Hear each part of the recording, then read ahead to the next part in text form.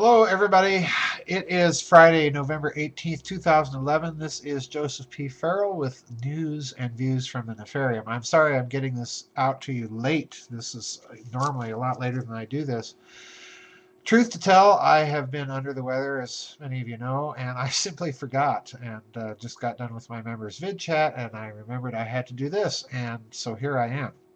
Okay, two announcements. Number one, the publisher that Dr. DeHart and I sent our book to informed me just this week. I think I may have announced this last week, but just a reminder, the new book called Transhumanism, A Grimoire of Alchemical Altars and Agendas for the Transformation of Man, that's the title, is going to be out next fall. This will be done by Farrell House, and they take their time. They hire editors, cover artists, and so on and so forth. So that'll be out next fall. The second announcement I have to make is concerning conferences. Daniel and I have not this month been able to get together to do our technology test on the video conference idea. Trust me, that is still in the works.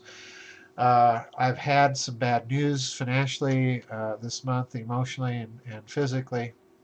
So I do want to make a plea to those of you out there who are members of my website. Please tell other people about the website. Let's get the membership increased, and for those of you who can make donations, I certainly appreciate it, because I'm facing some real rough things, and I do appreciate those of you who've made donations.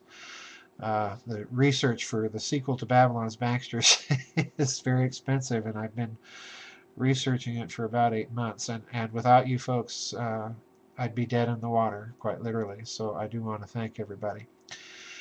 But the second thing concerns the conferences, and that is I have accepted an invitation to speak at the 2012 Ozark UFO Conference in Eureka Springs, Arkansas, and that I believe is taking place around the 12th, April 12th through the 14th, sometime in that time frame. But check with Google the conference and make sure of the dates, and as soon as I'm sure of the dates, I'll make an announcement and put a post on the website and on Facebook. All right, let's get down to a topic that I'm sure a lot of you are curious about and have actually been emailing me like crazy. And that's the figures in the Chinese desert that have recently been making the rounds on the internet. And you can Google these things and look at the pictures. Some of these things are very bizarre. They're just designs on the surface of the Chinese desert. Others are actual installations, and so on and so forth. And a lot of people have been asking me, what do I think about it?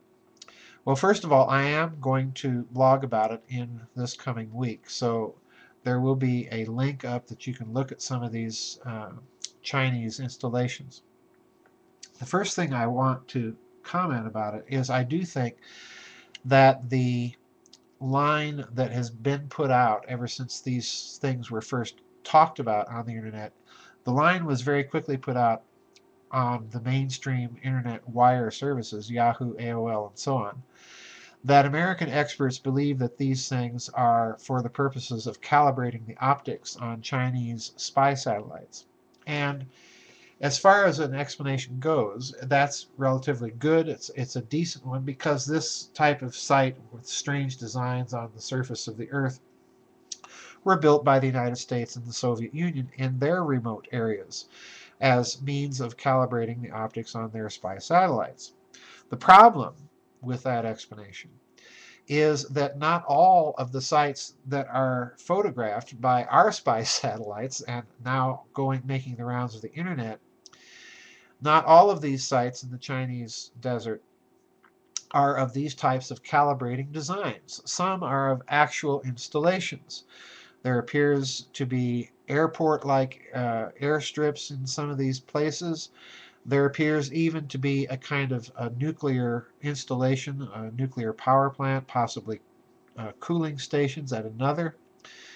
These installations are quite large, and one of the most peculiar things, and you'll see this on the coming blog this week, is an installation that looks, I'm not certain that it is, but that it looks like an antenna array, rather similar in its nature to HARP. It's certainly not near the scale that HARP is, but it looks to be some sort of antenna array. If not antennas, then it looks like some sort of gantry work out in the middle of the Chinese desert. And yet another strange thing is a appearance of circles, a circular pattern in the Chinese desert as well. Now, I suspect that we're looking really here at several different phenomena, and most of them I suspect are connected to the Chinese military's black projects. After all, they're building these in the remote areas of the country, much as we've done in this country, much as Russia has done in their country. So I think we're looking at Chinese black projects installations. I don't think that we're looking at the full story with these satellite pictures. I think that there's something underground at most of these installations, and obviously they're not showing up on the internet. I am suspicious, and I do mention this in the blog this week. I am suspicious that some of these things may be connected to the ancient Chinese science of feng shui. In other words, to the old Chinese cosmological world grid system. I'm willing to entertain that speculation, and it's highly speculative. There's no evidence thus far that this is the case. Certainly, I haven't been able to pinpoint latitude and longitude of some of these sites. I simply haven't had time to do any research. I don't even know if that information is available. But to speculate highly, it is true that the Chinese government has been doing a lot of paranormal research.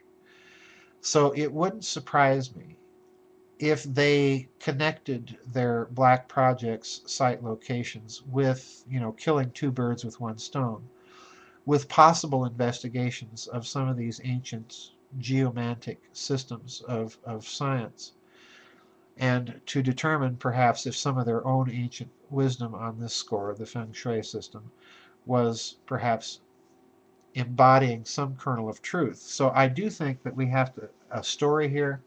The final thing I find very suspicious about this story, however, is that it appears very, very quickly.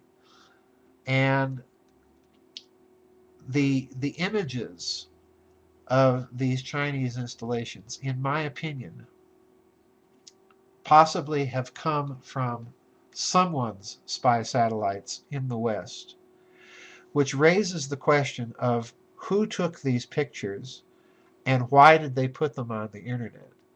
And that to me is really the interesting question. I don't think it's a coincidence that this appeared when President Obama is overseas and has pledged now to station American troops in Australia and is sending very strong messages to China. So I suspect that the appearance of these pictures is tied to his trip and to the messages that he's been sending the Chinese government on this trip. So I suspect we're behind the picture taking, and I suspect that there's some warnings, implicit warnings to the Chinese that perhaps we've taken other pictures and we might post those on the internet unless they do something that has been communicated to them privately. So anyway, that's my take. That's the news and views from the Nefarium. I'm sorry that I got to this so late today, folks, but I'll be back again this week if there's any other breaking news. And I want to wish everybody, until next week, a very good weekend, a restful weekend, a good week ahead, and I'll see everybody on the flip side.